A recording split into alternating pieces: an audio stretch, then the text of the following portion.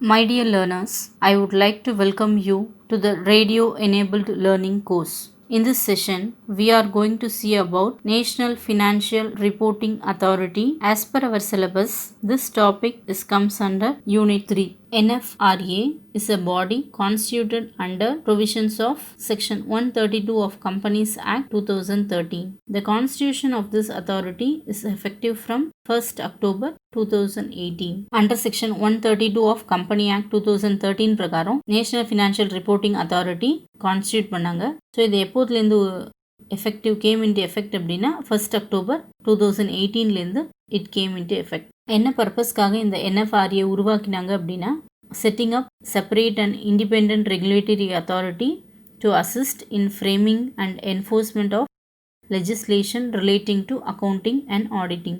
நம்ம கண்ட்ரியில் accounting and ஆடிட்டிங்கான செப்பரேட் ரெகுலேட்டரி அத்தாரிட்டி நம்ம சொல்லலாம். அதுக்காக இது உருவாக்கியிருக்காங்க. Next one, improving investor and public confidence in the financial reporting of an entity. நம்ம இன்வெஸ்டாரோட கான்ஃபிடென்ஸை இம்ப்ரூவ் பண்ணுறதுக்கும் NFRA கான்ஸ்டியூட் பண்ணியிருக்காங்க. Next one, the need for this authority arose as a response to various corporate scams in recent times. So recent டைமில் நடந்த சில ஊழல்கள் நம்ம சொல்லலாம், மெகா கரப்ஷன்ஸ். ஸோ இது எல்லாத்தையும் கண்டுபிடிக்கிறதுக்காக இந்த NFRA கான்ஸ்டியூட் பண்ணியிருக்காங்க. Next one, composition of the NFRA. The companies act requires NFRA to have a chairperson who will be appointed by central government. So central government யார் ஒருத்தர் சேர்பர்சனை அப்பாயிண்ட் பண்ணுறாங்களோ அவங்க தான் அதில் இருக்க முடியும். மேக்ஸிமம் இதில் பார்த்தோன்னா 15 நபர்கள் மெம்பராக இருக்கலாம், இன்க்ளூடிங் சேர்பர்சன். இந்த சேர்பர்சனோட அப்பாயின்மெண்ட், இதில் இருக்கக்கூடிய மெம்பர்ஸோட குவாலிஃபிகேஷன் என்னென்ன அப்படின்றத பார்ப்போம். First one, they should be having and expertise in accountancy, auditing, finance or law. இவங்க எதில் எக்ஸ்பர்ட்டாக இருக்கணும் அப்படின்னா கண்டிப்பாக அக்கௌண்டன்சி நாலேஜ் தெரிஞ்சிருக்கணும், ஆடிட்டிங் நாலேஜ் இருக்கணும், ஃபினான்ஸ் ஆர் லா. அதே மாதிரி அவங்க சென்ட்ரல் கவர்மெண்ட்டுக்கு என்ன டிக்ளேர் பண்ணணும் அப்படின்னா அவங்களுக்கு எந்த விதமான கான்ஃப்ளிக்ட்டும் இல்லை. அதே மாதிரி lack of independence in their appointment. இதில் இருக்கக்கூடிய எல்லா மெம்பர்ஸுமே, அதாவது சேர்பர்சன் உட்பட எல்லாருமே அவங்களோட ஃபுல் டைம் எம்ப்ளாய்மெண்ட் அப்போ எந்த ஒரு நிறுவனத்தையும் ஆடிட் பண்ணக்கூடாது, எந்த ஒரு கன்சல்டன்சி ஃபார்ம்ஸும் நடத்தக்கூடாது. முக்கியமாக அவங்களுடைய ஆஃபீஸ் டைம்லேயும் சரி, ஸோ அவங்களோட பீரியட் ஆஃப் ஒர்க் முடிஞ்சு 2 இயர்ஸ்க்கு அப்புறமும் சரி எந்த விதமான ஆடிட்டிங் ஆக்டிவிட்டீஸ்லையும் இன்வால்வ் ஆகக்கூடாது. இப்போ வரைக்கும் NFRAவோட அப்பாயின்மெண்ட் என்ன பேசிஸில் பண்ண போகிறாங்க அப்படின்றத பற்றி கிளியராக சொல்லலை. ஜஸ்ட் ஒரு அவுட்லைன் தான் சொல்லியிருக்கு. என்னென்ன அப்படின்றத பார்ப்போம். First one, chairperson is a chartered accountant and a person of eminence having expertise in accountancy, auditing, finance or law. So இது 4 ஃபீல்டில் எதில் வேணாலும் ஒரு எக்ஸ்பர்டைஸாக இருக்கலாம். கண்டிப்பாக அவர் சார்ட்டர்ட் அக்கௌண்டண்ட்டாக இருக்கணும். He must be a member of ICAI இருந்தால் மட்டுமே தான் அவரை சேர்பர்சனை அப்பாயிண்ட் பண்ண முடியும். நெக்ஸ்ட் ஒன், மெம்பர் அக்கௌண்டிங் ஃபீல்டில் இருக்கலாம், இன்னொரு மெம்பர் ஆடிட்டிங் ஃபீல்டில் இருக்கணும், இன்னொரு மெம்பர் அதை என்ஃபோர்ஸ் பண்ணணும். ஓகேவா? அப்போ லாவில் இருக்கலாம். Next one representative of ministry of corporate affairs but not below the rank of joint secretary or equivalent. Next one representative of RBI. So RBI சார்பாக யாராவது ஒருத்தரை நாமினேட் பண்ணியிருக்கணும். அவங்க கண்டிப்பாக RBI போர்டில் மெம்பராக இருக்கணும். Next one representative of SEBI. So அந்த பர்சனை யார் நாமினேட் பண்ணியிருக்கணும் அப்படின்னா SEBI நாமினேட் பண்ணியிருக்கணும். கண்டிப்பாக அந்த பர்சன் SEBIயோட ஹோல் டைம் மெம்பராக இருக்கணும், இல்லை ஒரு சேர்மனாக இருந்திருக்கணும். Next one, a retired chief justice of high court. high courtோட ரிட்டையர்ட் ஜட்ஜாக இருக்கலாம், இல்லை ஹை கோர்ட்டில் 5 இயர்ஸ்க்கு மேலே ஜட்ஜாக ஒர்க் பண்ணியிருக்கலாம். he can be nominated by central government. next one, president of institute of chartered accountant of India. So இதுக்கு முன்னே ICAIயோட பிரசிடெண்ட் இருந்தவங்களும் இதில் மெம்பராக இருக்கலாம். ஸோ நம்ம சொல்லியிருக்கக்கூடிய இந்த பர்சன்ஸ் மட்டுமே NFRAல மெம்பராக இருக்க முடியும். சேர்பர்சனாக இருக்கணும் அப்படின்னா கண்டிப்பாக அவங்க சார்ட்டர்ட் அக்கௌண்டண்ட்டாக இருக்கணும். த chairman may also invite any other person to the meeting to give there expert opinion. So இந்த பர்சன் மட்டும்தான் அந்த மீட்டிங்கில் அட்டன் பண்ணணும் அப்படின்னு இல்லை, இவங்களுக்கான எக்ஸ்பர்ட் ஒப்பீனியனை கொடுக்கணும் அப்படின்னா யார் ஒருத்தரையும் சேர்மேன் மீட்டிங்க்கு இன்வைட் பண்ணலாம். Next one, role of the NFRA. National financial reporting authority இதோட ரெஸ்பான்சிபிலிட்டிஸ் என்னென்ன அப்படின்றத பார்க்கலாம். First one, accounting and auditing standards இதுக்கான ரெக்கமெண்டேஷன்ஸ் என்னென்ன பண்ணணும் அப்படின்றத கிளியராக லே டவுன் பண்ணி வச்சுருக்காங்க. Next one accounting standard and auditing standard இவங்க என்னென்ன பண்ணுறாங்க அப்படின்றத கீனாக இவங்க மானிட்டர் பண்ணுவாங்க. அதே மாதிரி அவங்க என்னென்னலாம் என்ஃபோர்ஸ் பண்ணணும் அப்படின்றதையும் இவங்க வந்து சொல்லுவாங்க. Next one oversee the quality of service of professionals. முக்கியமாக வந்து ஆடிட்டர்ஸ், சிஎஃப்ஓஸ் இவங்களுடைய குவாலிட்டி ஆஃப் சர்வீஸ் எப்படி இருக்குது அப்படின்றத இவங்க செக் பண்ணுவாங்க. அதே மாதிரி ஏதாவது சஜஷன்ஸ் இருந்தது, கண்டிப்பாக அவங்களோட இம்ப்ரூவ்மெண்ட்டில் சஜஷன்ஸ் இருக்குன்னு இப்போ தான் அவங்களோட குவாலிட்டி ஆஃப் சர்வீஸ் இம்ப்ரூவ் ஆகும் அப்படின்னா கண்டிப்பாக என்எஃப்ஆர்ஏ அவங்களோட சஜஷன்ஸை ஆடிட்டருக்கு கொடுப்பாங்க. Next one perform such other functions related to the above. NFRA உருவானதுக்கு முன்னாடி பார்த்தோம்னா நம்ம ஐசிஏஐ யாரோட சஜஷன்ஸை கேட்பாங்க இல்லை யாரோட ரெக்கமெண்டேஷன்ஸை கேட்பாங்கன்னா national advisory committee on accounting standard NACAS இவங்களுடைய ரெக்கமெண்டேஷன்ஸை தான் எடுத்து பண்ணுவாங்க. அட் ப்ரெசன்ட் பார்த்தோன்னா ஐசிஏஐ என்எஃப்ஆர்ஏவோட ரெக்கமெண்டேஷன்ஸை தான் எடுத்து பண்ணுறாங்க. National advisory committee on accounting standard is effectively replaced by NFRA. Next one NFRAவோட பவர்ஸ், இவங்களோட அதிகாரம் என்னென்ன அப்படின்றத பார்க்கலாம். முக்கியமாக வந்து ப்ரொஃபஷ்னல்ஸ், சார்ட்டர்ட் அக்கௌண்டண்ட்டாக இருக்கட்டும் இல்லை சிஏ ஃபர்ம்ஸாக இருக்கட்டும், ஸோ அவங்க என்ன மாதிரியான தவறுகள் செஞ்சாங்க அப்படின்னாலும் அதை ப்ராப்பராக இன்வெஸ்டிகேட் பண்ணி அவங்க மேலே ஆக்ஷன் எடுக்கக்கூடிய அதிகாரம் NFRAக்கு இருக்குது. Next one the same power of civil court under the code of criminal procedure 1908 in respect of a suit involving the following matters. So என்னென்ன விஷயத்துலலாம் வந்து NFRA code of criminal procedure அப்படின்றத ஃபாலோ பண்ணுவாங்கன்னா first one discovery and production of books of account and other documents at such places and times as may be specified by the NFRA. So NFRA check பண்ணும்போது ஏதாவது fake ரெக்கார்ட்ஸோ இல்லை தப்பான books of அக்கௌண்ட்ஸோ அந்த மாதிரி ஏதாவது find out பண்ணாங்க அப்படின்னா அவங்க மேலே கண்டிப்பாக ஸ்ட்ரிக்ட் ஆக்ஷன் எடுப்பாங்க. Next one summoning and enforcing the attendance of persons and examining them as per procedure பிரகாரம் யார் ஒருத்தர் தவறாக செஞ்சுருக்காங்களோ அவங்கள கூப்பிட்டு நடவடிக்கை எடுக்கிறதுக்கான அதிகாரம் அவங்களுக்கு இருக்குது. ஃபர்ஸ்ட் ஆஃப் ஆல் அவங்க சம்மனிங், யாரோ அவங்களுக்கு சம்மன் சென்ட் பண்ணுவாங்க. Next one inspection of any books, registers and other documents of any person at any place. எந்த இடத்துல வேணாலும் அவங்களுடைய புக்ஸ் ஆஃப் அக்கௌண்ட்ஸோ இல்லை ரெஜிஸ்டர்ஸோ இல்லை அவங்களோட டாக்குமெண்ட்ஸையோ இன்ஸ்பெக்ட் பண்ணக்கூடிய அதிகாரம் வந்து NFRAக்கு இருக்குது. Next one issuing commissions for the examination of witness or documents. So என்ன மாதிரியான டாக்குமெண்ட்ஸ்னாலும் அது ரிலேட்டடான கமிஷன்ஸை இஷ்யூ பண்ணக்கூடிய அதிகாரம் வந்து NFRAக்கு இருக்குது. ஸோ ஏதாவது ஒரு ப்ராப்ளம்ஸ் அங்கே அரைஸ் ஆகுது இல்லை ஏதாவது ஒரு டாக்குமெண்ட்ஸை எக்ஸாமைன் பண்ணணும் அப்படின்னா அது ரிலேட்டடான கமிஷனை உருவாக்கி அவங்கள விசாரிக்கிறதுக்கான அதிகாரம் வந்து NFRAக்கு இருக்குது. Next one where professionals or other misconduct is proved it shall have a power to impose the following punishment. ஒரு ஆடிட்டரோ இல்லை ஒரு கம்பெனியோ ஏதாவது ஒரு தப்பான நடவடிக்கைகள் செய்கிறாங்க அப்படின்றது ப்ரூவ் ஆயிடுச்சுன்னா அவங்களுக்கு என்ன மாதிரியான அபராதம், பெனால்ட்டியோ இல்லை இம்ப்ரிசன்மெண்ட்டோ என்ன கிடைக்கும் அப்படின்றத பார்க்கலாம். First one penalty. For individual, a fine between 1 lakh to 5 times the fees received. So ஒரு தனிநபர் வந்து மிஸ்கண்டக்ட் பண்ணியிருக்காரு இல்லை மிஸ்பிஹேவ் பண்ணியிருக்காங்க, ஏதாவது ஒரு அந்த ப்ரொஃபஷனல் மிஸ்கண்டக்ட் பண்ணியிருக்காங்க அப்படின்னா அவங்களுக்கான குறைந்தபட்ச அபராத தொகை 1 லட்சத்துலேருந்து அந்த எவ்வளோ அமௌண்ட்டுக்கு அவங்க மிஸ்கண்டக்ட் பண்ணாங்களோ அதை 5 மடங்காக அங்கே ஃபீஸாக ரிசீவ் பண்ணுவாங்க. சப்போஸ் இது வந்து ஃபேர்ம்ஸாக இருந்தது, for firms a fine between rupees 5 lakh to 10 times the fees received. 5 லட்சம் ரூபாயிலேருந்து 10 தடவை அவங்க எவ்வளோ அதுக்கான ஃபீஸை ரிசீவ் பண்ணாங்களோ அந்த அமௌண்ட்டை அங்கே ஃபைனாக ரிசீவ் பண்ணுவாங்க. Next one debarring the member or firm from practicing as a member of ICAI between 6 months to 10 years as may be decided. ஒரு ஆடிட்டர் வந்து தவறுகள் செய்கிறாரு இல்லை ஒரு ப்ரொஃபஷனல் ஃபர்ம் தவறுகள் செய்யுது அப்படின்னா குறைஞ்சபட்சம் 6 மாதத்துலேருந்து அதிகபட்சம் 10 ஆண்டுகளாக அவங்களுடைய மெம்பர்ஷிப்பை டிபார்ட் பண்ணிடுவாங்க. ஐசிஐயில் அவங்க மெம்பராக இருப்பாங்க. ஒரு பர்சன் ஆடிட்டராக இருக்காங்க அப்படின்னா ஐசிஐயில் மெம்பராக இருப்பாங்க. சப்போஸ் அவங்க தவறுகள் செஞ்சாங்க அப்படின்றது நிரூபிச்சிடுதுன்னா அவங்களோட மெம்பர்ஷிப்பை திரும்ப வாங்கிடுவாங்க. ஸோ ஒன்ஸ் ஒருத்தர் டிபார்ட் பண்ணிட்டாங்க அப்படின்னா அந்த பீரியட் முடிகிற வரைக்கும் அவங்களால அவங்களுடைய ப்ரொஃபஷ்னல் ஒர்க்கை செய்ய முடியாது. Next one any person who is not satisfied with the order of NFRA can then make an appeal to the appellate authority. So NFRAவோட முடிவுகள் அவங்களுக்கு சாட்டிஸ்ஃபைடாக இல்லை அப்படின்னா இதுக்கும் மேலே வந்து அப்பீலேட் அத்தாரிட்டி சுப்ரீம் கோர்ட்டில் அவங்க வந்து மேல்முறையீடுகள் செய்யலாம். Next one, scope of the NFRA.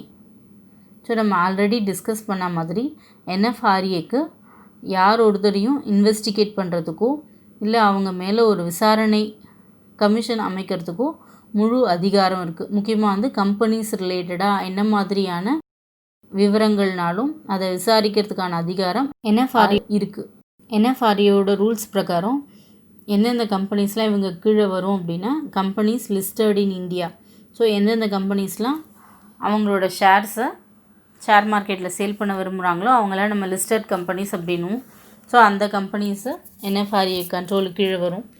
Unlisted கம்பெனிஸ்க்கு ஒரு சில க்ரைட்டீரியா வச்சுருக்காங்க. அவங்களுடைய net worth is greater than or equal to 500 crore rupees, or paid up capital is greater than or equal to rupees 500 crore, or annual turnover is greater than or equal to rupees 1000 crore, or companies whose securities are listed outside India. So இதில் சொல்லியிருக்கக்கூடிய க்ரைட்டீரியாவில் unlisted companies வந்தது அப்படின்னாலும் அவங்களும் வந்து NFRAக்கு கீழே தான் வருவாங்க. The NFRA also holds the power of investigation of certain class of bodies, corporates or persons, which means auditors, in relation to matters of professional or other misconduct by a member of a firm or chartered accountant or auditors.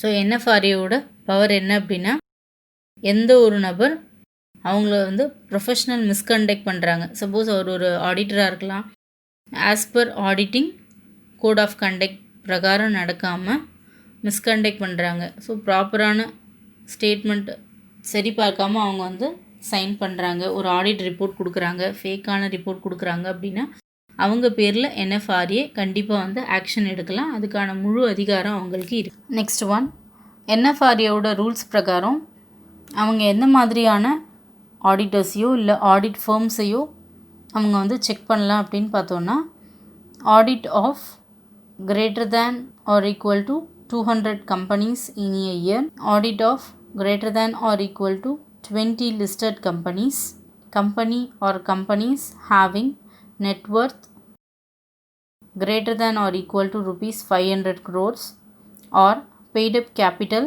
greater than or equal to rupees 500 crores, or annual turnover greater than or equal to rupees 1000 crores, or company or companies listed outside India. ஃபைனலாக பார்த்தோன்னா நம்ம கண்ட்ரியில் private companies and unlisted public companies இது எல்லாத்தையும் institute of chartered accountant of India இவங்க வந்து regulatory power பண்ணுவாங்க. So இதுக்கான குவாலிட்டி ரிவ்யூ போர்ட் எப்படி ஆடிட் கண்டக்ட் பண்ணணும் இது எல்லாமே வந்து ICAIயில் என்ன சொல்லியிருக்கோ அதன் பிரகாரம் செயல்படுத்துவாங்க. பட் ஆனால் NFRA பார்த்தோம் அப்படின்னா பப்ளிக் கம்பெனிஸ், கமர்ஷியல் பேங்க்ஸ், நான் பேங்கிங் ஃபினான்ஷியல் கம்பெனிஸ் இது எல்லாத்தையும் அவங்க வந்து ஆடிட் பண்ணலாம். Next one, why is NFRA needed? என்ன காரணத்துக்காக NFRA கான்ஸ்டியூட் பண்ணியிருக்காங்க அப்படின்னு பார்த்தோன்னா நிறைய ரீசன்ஸ் இருக்குது. First one, auditing requires complete independence. So ஆடிட்டர்ஸ்க்கு பார்த்தோம் அப்படின்னா அவங்களுக்குன்னு சில ரெஸ்பான்சிபிலிட்டிஸ் இருக்குது. ஸோ அவங்களுடைய ஒர்க்கை வந்து ட்ரூத்ஃபுல்லாகவும் கரெக்ட்னஸாகவும் ஃபேர்னஸ் ரிப்போர்ட் அவங்க கொடுக்கணும், அதே மாதிரி ட்ரூ அண்ட் ஃபேர் ஒப்பீனியன் கொடுக்கணும் அப்படின்றது அந்த ப்ரொஃபஷனுக்கான responsibility.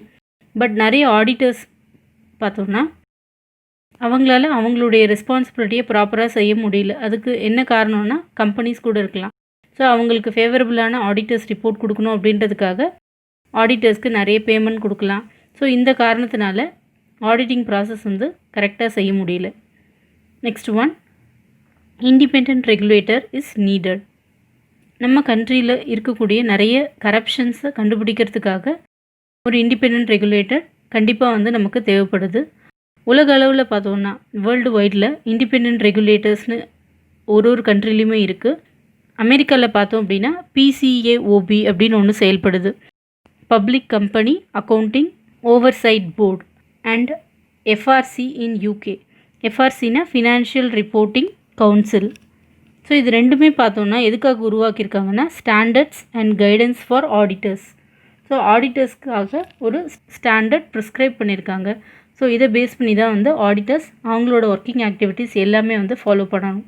Next one, deficiencies of self regulation model.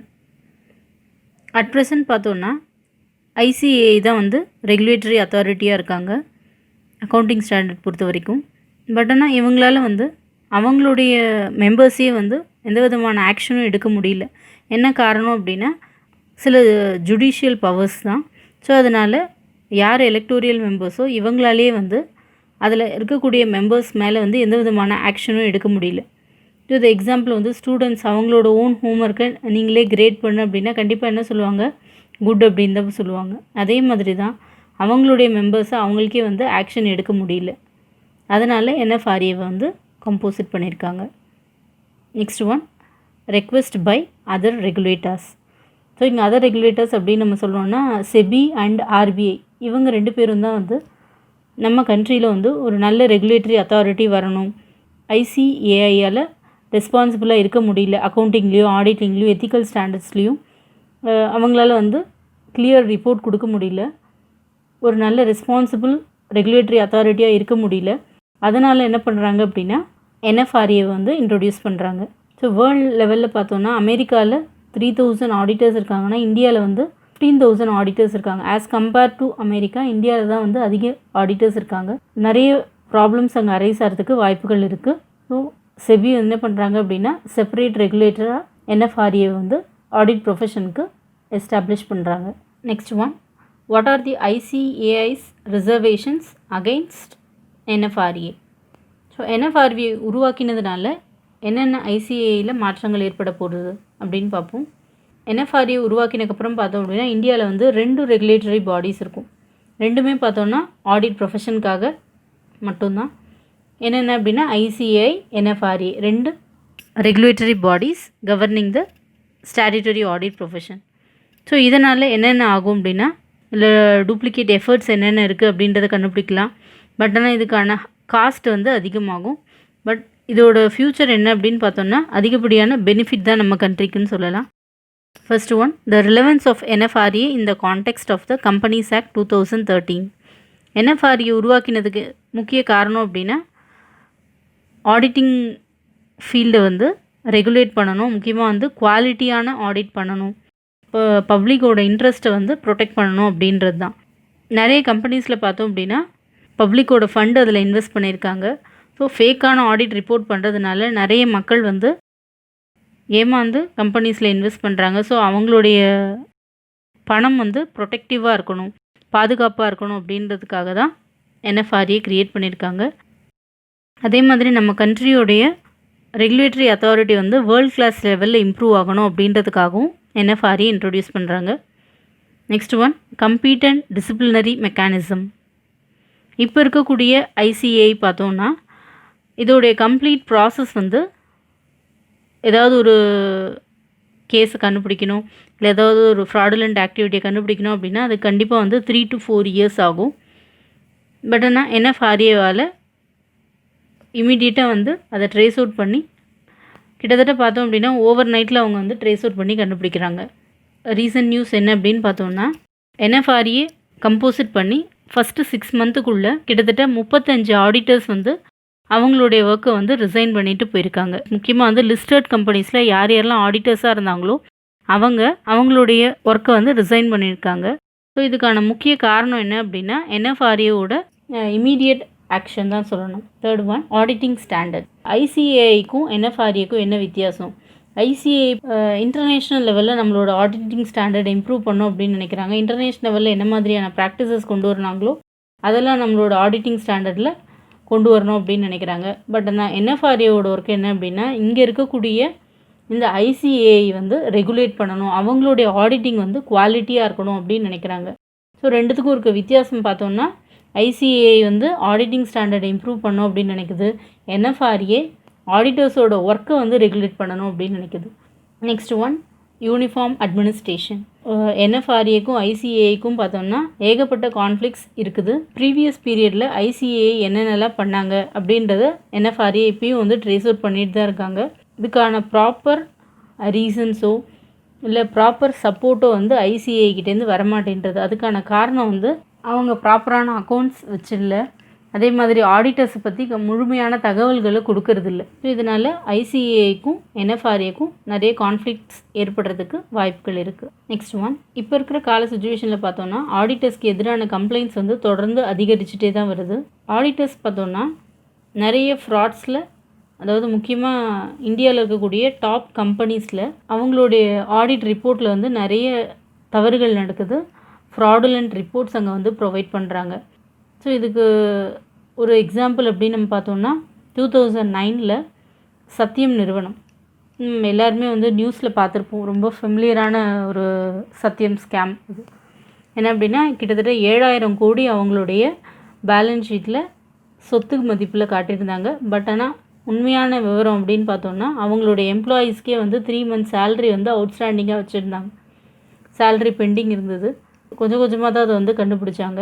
இதை ரெகுலேட் பண்ணுறதுக்காக செபி அண்ட் ஆர்பிஐ என்னெல்லாம் அவங்க பேரில் கேஸ் ஃபைல் பண்ண முடியுமோ அந்த ஆடிட்டர்ஸ் மேலே கேஸ் ஃபைல் பண்ணுறதுக்கு முயற்சி பண்ணிகிட்டு இருந்தாங்க. பட் எதுவுமே வந்து முடியல. என்ன காரணம் அப்படின்னா நிறைய கம்பெனிஸில் இருக்கக்கூடிய பர்சன்ஸ் வந்து முக்கியமான பதவிகளில் இருக்காங்க. ஸோ அவங்க பேரில் எந்த விதமான ஆக்ஷனும் இந்த ரெகுலேட்டர்ஸால் எடுக்க முடியல.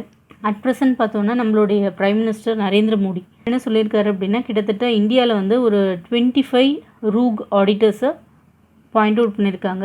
இவங்க பேரில் எடுத்த ஆக்ஷன் லாஸ்ட் 1 yearல் வந்து கிட்டத்தட்ட 1400 கேசஸ் வந்து இப்பயும் வந்து பெண்டிங்கில் இருக்குது. ஸோ அவங்களெல்லாம் நம்ம வந்து ரெகுலேட் பண்ணோம் அப்படின்னா கண்டிப்பாக வந்து எந்த விதமான மெகா கரப்ஷன்ஸும் நடக்கிறதுக்கு வாய்ப்புகள் கொஞ்சம் கொஞ்சமாக குறைஞ்சிட்டே வந்துடும்.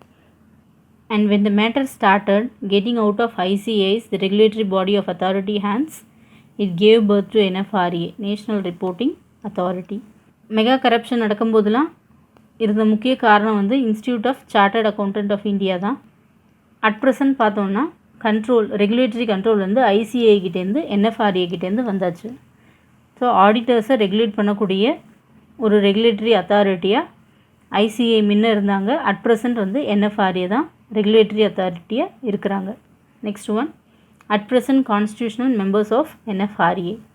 என்எஃப்ஆர்ஏயோட மெம்பர்ஸ் யார் யார் அப்படின்றத பார்ப்போம். ஸோ 1st October 2018 என்எஃப்ஆர்ஏ அவங்களோட ஆப்ரேஷனை ஸ்டார்ட் பண்ணாங்க. என்எஃப்ஆர்ஏ ரெகுலேட்டரி அத்தாரிட்டியோட சேர்பர்சன் யார் அப்படின்னா Rangachari Sridharan. And then 1 full-time member appoint பண்ணியிருக்காங்க, பிரசென்ஜித் முகர்ஜி. ஸோ அதுக்கப்புறம் பார்த்தோன்னா 7 part-time மெம்பர்ஸ் அப்பாயிண்ட் பண்ணியிருக்காங்க. யார் யார் அப்படின்றத பார்ப்போம். First one, Shri KVR Murthy, joint secretary from ministry of corporate affairs. Next one, Sriram மோகன் Jori, director general, international centre for information system and audit, comptroller and audit general. Third one, miss Sudha Balakrishnan, chief financial officer, reserve bank of India. Next one, Shri Amarjit Singh, executive director, Securities and Exchange Board of India. Next one, President, Institute of Chartered Accountant of India. Next one, Chairperson, Accounting Standard Board, Institute of Chartered Accountant of India. Next one, Chairperson, Auditing and Assurance Standard Board, Institute of Chartered Accountant of India. So NFRA வந்து create பண்ணதுக்கு என்ன முக்கிய காரணம் அப்படின்னா financial ஸ்டேட்மெண்ட்டில் நமக்கு வந்து ஒரு நம்பகத்தன்மை வரணும் அப்படின்றதுக்காக தான். ஸோ நம்ம சத்தியம் கம்ப்யூட்டர்ஸோ இல்லை மற்ற சில மெகா கரப்ஷன்ஸில் பார்த்தோம் அப்படின்னா நமக்கு இந்த ஃபினான்ஷியல் ஸ்டேட்மெண்ட்லேயோ இல்லை ஆடிட்டர்ஸ் கொடுக்கக்கூடிய ஒரு ரிப்போர்ட்லேயோ வந்து நமக்கு வந்து ஒரு கான்ஃபிடென்ஸ் வரமாட்டேன்றது. ஸோ இன்வெஸ்டர்ஸ் நம்ம கம்பெனிஸில் இன்வெஸ்ட் பண்ணோம் அப்படின்னா அதுக்கு முக்கிய காரணம் வந்து கம்பெனியோட ஃபினான்ஷியல் ஸ்டேட்மெண்ட்ஸ் ஒரு லாஸ்ட் 3 years நம்ம வெரிஃபை பண்ணி அதில் வந்து நல்ல அசர்ட் இருக்குது, ஸோ அவங்களுக்கு நிறைய ப்ராஃபிட் வருது அப்படின்னா தான் நம்மளால் அந்த கம்பெனியில் வந்து இன்வெஸ்ட் பண்ண முடியும். இந்த மாதிரியான மெகா கரப்ஷன்ஸ்க்கு அப்புறம் பப்ளிக் ஆடிட்டர்ஸ் கொடுக்கக்கூடிய ரிப்போர்ட்டில் வந்து ஒரு கான்ஃபிடென்ஸ் ஏற்பட மாட்டேன்றது. இந்தியாவில் லாஸ்ட் 3 yearsல நடந்த சில கரப்ஷனில் ஃபைனலாக நடந்தது நம்ம ரிமைண்ட் பண்ணோம் அப்படின்னா பஞ்சாப் நேஷ்னல் பேங்க் ஜான்வரி 2018 கிட்டத்தட்ட 13,000 கோடி வந்து ஃப்ராட் நடந்தது. ஸோ அதுதான் வந்து நமக்கு தெரிஞ்ச கடைசியாக நடந்த ஒரு பெரிய ராபரி அப்படின்னு நம்ம சொல்லலாம். ஸோ இந்த சமயமும் பார்த்தோம் அப்படின்னா ஐசிஐயோட கண்ட்ரோலு கீழே தான் இருந்த ஆடிட்டர்ஸ் தான் அவங்க தான் அதையும் வந்து செஞ்சுருக்காங்க. ஸோ அந்த காரணத்தினாலேயும் NFRA replaced the place ICAI. Next one, NFRA is not an easy auditing. So NFRA வந்து இவங்களால் ஈஸியாக வந்து ஆடிட் பண்ண முடியாது. கண்டிப்பாக இவங்களோட ஜேர்னி வந்து ஈஸியான விஷயம் கிடையாது, கண்டிப்பாக கஷ்டமான விஷயம்தான். ஆரம்பத்துலேருந்து பார்த்தோன்னா ஐசிஐ விட்டு போன என்னென்ன சேலஞ்சஸான விஷயமோ அது எல்லாத்தையும் வந்து இந்த NFRA எடுத்து செய்ய போகிறாங்க. அதே மாதிரி டிசிப்ளினரி பவர்ஸ் முக்கியமாக வந்து ஐசிஐ மேலேயும் மற்ற ஆடிட்டர்ஸ் மேலேயும் கண்டிப்பாக எடுப்பாங்க. அதே மாதிரி லிஸ்டட் ஃபர்ம்ஸ், ஸோ எந்தெந்த கம்பெனிலாம் வந்து ஷேர்ஸை சேல் பண்ணுறாங்களோ லார்ஜ் பப்ளிக் கம்பெனிஸ், இவங்க பேர்லேயும் வந்து ஒரு டிசிப்ளினரி ஆக்ஷன்ஸ் எடுக்கணும். ஸோ அவங்க இஷ்யூ பண்ணக்கூடிய ஃபினான்ஷியல் ஸ்டேட்மெண்ட் வந்து ட்ரூவாக இருக்கணும். இல்லை அப்படின்னா கண்டிப்பாக அந்த கம்பெனி மேலே தகுந்த நடவடிக்கைகள் NFRA எடுப்பாங்க. NFRA has complained to Corporate Affairs Ministry about the non-cooperation from ICAI. So NFRA என்ன பண்ணாங்க, மினிஸ்ட்ரி ஆஃப் கார்ப்பரேட் அஃபேர்ஸ் கிட்ட கம்ப்ளைண்ட் பண்ணாங்க. என்ன அப்படின்னா ஐசிஐ கிட்டேருந்து வந்து ப்ராப்பரான டீட்டெயில்ஸ் அவங்களுக்கு வரல. ஸோ என்ன ஒரு இன்வெஸ்டிகேஷன் பண்ணோம் அப்படின்னாலும் ஆடிட்டர்ஸ் பற்றி டீட்டெயில்ஸ் தெரியணும், அவங்களுக்கு கீழே இருக்கக்கூடிய அக்கௌண்டன்ஸ் பற்றி டீட்டெயில்ஸ் தெரியணும், என்னென்னலாம் பெண்டிங் கேசஸ் இருக்குது அப்படின்றது தெரியணும். ஸோ இவங்ககிட்டேருந்து வந்து ஒரு ப்ராப்பர் கோஆப்ரேஷன் வரல அப்படின்ட்டு மினிஸ்ட்ரி ஆஃப் கார்ப்பரேட் அஃபேர்ஸ் கிட்ட NFRA கம்ப்ளைண்ட் பண்ணாங்க. ஸோ இந்த காரணத்தினால நம்மளுடைய ஃபினான்ஸ் மினிஸ்டர் நிர்மலா சீதாராமன் இதில் வந்து இன்டர்ஃபியர் ஆகுறாங்க. NFRA has powers to undertake all the companies across sectors including banks, insurance, mutual funds, etc. So நம்ம கண்ட்ரியில் பார்த்தோம்னா இருக்கக்கூடிய எல்லா பப்ளிக் செக்டார்ஸுமே வந்து NFRAயோட கண்ட்ரோலுக்கு கீழே வரப்போகுது. அதே மாதிரி banks, mutual fund, insurance, so எல்லா நிறுவனங்களுமே வந்து பெரிய பெரிய நிறுவனங்கள், முக்கியமாக வந்து பப்ளிக் செக்டார் அண்டர்டேக்கிங்ஸ் எல்லாமே வந்து NFRAயோட கண்ட்ரோலுக்கு கீழே வரப்போகுது. கண்டிப்பாக வந்து இது NFRAக்கு வந்து ஒரு ஈஸியான டாஸ்க்கு கிடையாது. ஸோ இந்த கம்பெனிஸ் கூடலாம் அவங்க வந்து டீல் பண்ண போகிறாங்க. அதில் நடந்த ஃப்ராடுலண்ட் ஆக்டிவிட்டீஸ் என்னென்ன அப்படின்றத கண்டுபிடிக்க போகிறாங்க. NFRAயோட ஃப்யூச்சர் எப்படி இருக்கும், ஸோ ஆடிட்டிங் ரிலேட்டடாக NFRA ஃப்யூச்சரில் எப்படி இருக்கும். ஸோ கண்டிப்பாக வந்து நம்மளோட கண்ட்ரியோட NFRA இன்டர்நேஷ்னல் லெவலில் எப்படி ஒரு இண்டிபெண்ட் ரெகுலேட்டர்ஸ், ஸோ நம்ம ஃபாரினில் வந்து PCAOB, FRC இருக்கிற மாதிரி கண்டிப்பாக நம்ம NFRA வந்து இன்டர்நேஷ்னல் லெவலுக்கு இம்ப்ரூவ் ஆகும். இதுக்கு என்ன காரணம் அப்படின்னா இவங்களுடைய ஒர்க் வந்து டிரான்ஸ்பரன்சியாக இருக்கும். கண்டிப்பாக வந்து ஒரு நல்ல வெல் ஸ்ட்ரக்சர்ட் ஆடிட் ஃபர்ம்ஸை வந்து உருவாக்குவாங்க. கண்டிப்பாக வந்து ஆடிட்டிங் ஃபீல்டில் வந்து ஒரு நல்ல குவாலிட்டி இருக்கும் அப்படின்னு எதிர்பார்க்கலாம். நெக்ஸ்ட் ஒன் பார்த்தோன்னா NFRA becomes a part of International Forum of Independent Audit Regulators. So நம்ம இந்தியாவோட ஃபார்மர் சேர்மன் PR ரமேஷ் அவர் என்ன சொல்கிறாரு அப்படின்னா கண்டிப்பாக நம்ம NFRA அவங்க வந்து ஆடிட்டர்ஸ்க்கு ஒரு ரெமிடியல் மெஷர்ஸ் கொடுக்கணும். ஸோ ஏதாவது அதில் டெஃபிஷியன்சிஸ் காணப்படுது. இப்போ இதுக்கப்புறம் வர காலங்களில் பார்த்தோம் அப்படின்னா NFRA தான் வந்து ICAI என்னென்ன பெண்டிங் கேசஸ் இருக்கோ அது எல்லாத்தையும் வந்து ஓவர்டேக் பண்ண போகிறாங்க. அதில் ஏதாவது தவறுகள் இருந்தது அப்படின்னா அவங்களோட இன்ஸ்பெக்ஷன் பீரியடில் கண்டிப்பாக வந்து ஆடிட்டர்ஸ்க்கு டைம் கொடுக்கணும். ஸோ அந்த டெஃபிஷியன்சியை சேஞ்ச் பண்ணுறதுக்கு டைம் கொடுக்கணும் அப்படின்றாங்க. சப்போஸ் அந்த ஆடிட்டர் வந்து ரெமிடியல் ஆக்ஷன் எடுக்கலை அப்படின்னா அப்போ வந்து NFRA அவங்க பேரில் ஆக்ஷன் எடுக்கலாம். அது வரைக்கும் அவங்களுக்கு ஒரு ரெமிடியல் ஆக்ஷன் எடுக்கிறதுக்கு டைம் கொடுக்கணும் அப்படின்றாங்க. அப்போ தான் வந்து எல்லாருக்குமே வந்து ஆடிட்டர்ஸ் பேரில் ஒரு கான்ஃபிடென்ஸ் வரும், அந்த ப்ரொஃபஷன் மேலே ஒரு நல்ல கான்ஃபிடென்ஸ் வரும். ஆடிட்டர்ஸும் வந்து நல்ல ஒரு ஃபினான்ஷியல் ரிப்போர்ட்டை தயாரிப்பாங்க. அவங்களுடைய ஆடிட்டிங் ஃபங்க்ஷனும் வந்து ப்ராப்பராக நடக்கும். The another immediate task before NFRA, experts say it is grapple with investigation and punitive action commensurate with the severity of reporting lapses in cases of corporate failure recently in news. For more challenging, it is developmental role in minimizing cases of accounting and auditing failures. Audit is a function of trust relied upon by all the external stakeholders for quality of financial state of affairs of a company. The NFRA should see that audit is positioned in the governance framework to be able to accordingly perform and not treated as a necessary ritual. But what will determine the success of NFRA is whether they will prevent potential fraud by tightening the auditors and resolve the cases seamlessly as and when they reported. Many commentators also stated it is too early to judge the performance of NFRA, stating the regulator, like any startup, requires some time to lay down its infrastructure and support ecosystem before it starts being assessed. It has only been 1 year and more, so when it has been confronted with cases challenging its constitutional validity, NFRA added requires to institutionalize itself, frame rules, regulations, systems, and processes, and create infrastructure to inspect, investigate, and adjudicate cases of financial reporting failure. This is in addition to regulatory and developmental role it is expected to play. With the completion of 1 year, NFRA wants to speed up. They are recruiting more people and planning to expand in other cities as well. How far NFRA will go in the years to come in difficult to analyze. So ICAI NFRA ரெண்டுத்தில் யார் ultimate authority அப்படின்னா NFRA தான் ultimate authority. Institute of chartered accountant has to follow the regulatory powers by the NFRA. Thank you.